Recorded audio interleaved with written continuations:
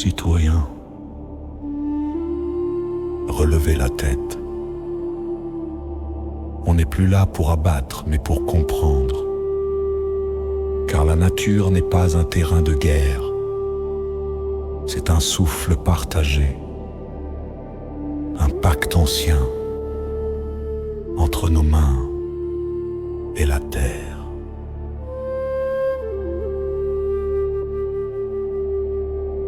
Autrefois, la chasse, c'était le cri, la peur, la course effrénée dans les forêts, les pleurs, le sang répandu pour le plaisir d'un tir, l'ego masqué sous des trophées à nourrir. Mais dans le monde que j'appelle la balle devient serment, l'acte un devoir précis, lent, conscient. Le chasseur ne tue plus pour dominer, il prélève quand la forêt l'appelle, quand l'équilibre est menacé.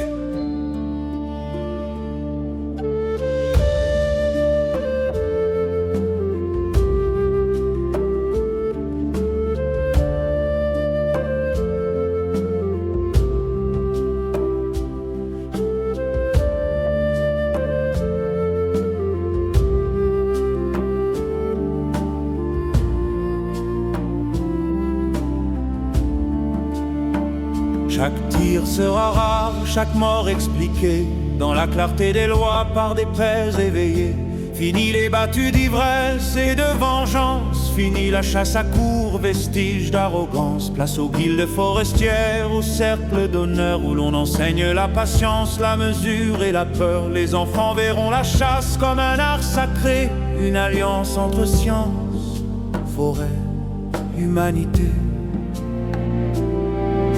Les bêtes vivront libres dans leur biotope géré où le chasseur veille, répare, régénère les prés.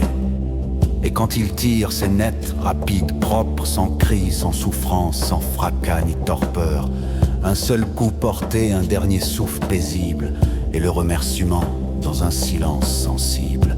Car celui qui tue doit d'abord savoir aimer, le vivant qu'il libère, et le monde qu'il défend par clarté.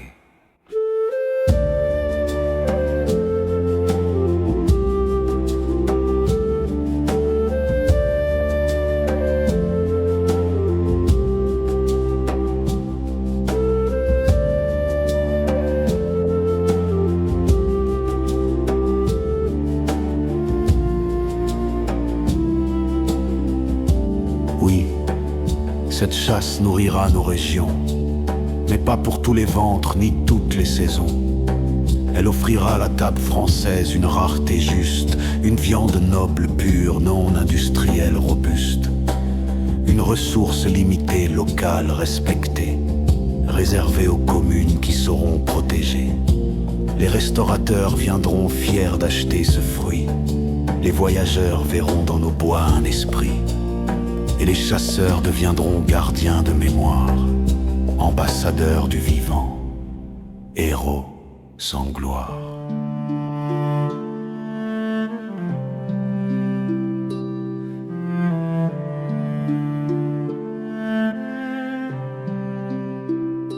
On ne les craindra plus, on les saluera peut-être, car ils auront fait la paix avec ce qu'ils sont pour naître. Fini les gestes d'orgueil jetés sur les clôtures, les rancunes, les menaces, les blessures. Car un jour l'un d'eux tira trop près d'un foyer, et son cœur se brisa avant même de s'excuser.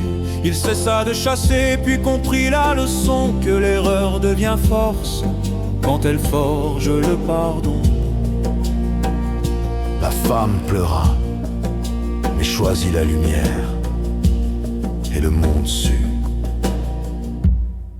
qu'il restait de la prière.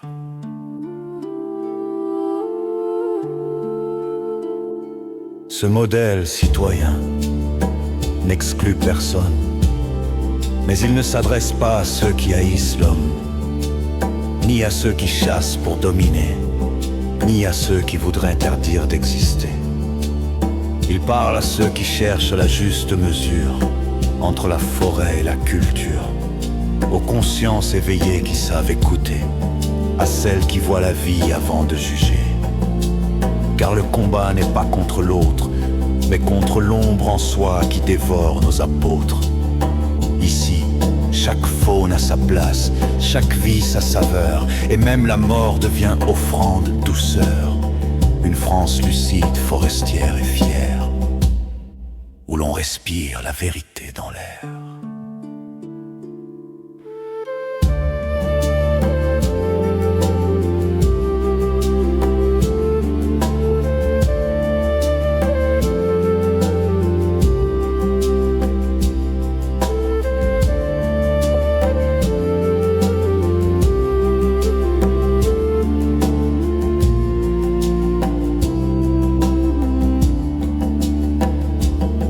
Alors oui, ce jour-là,